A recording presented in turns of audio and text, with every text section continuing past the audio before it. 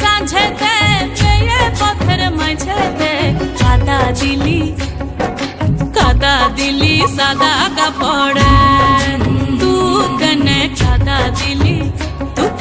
কাদা দিলি সাদা কাপড়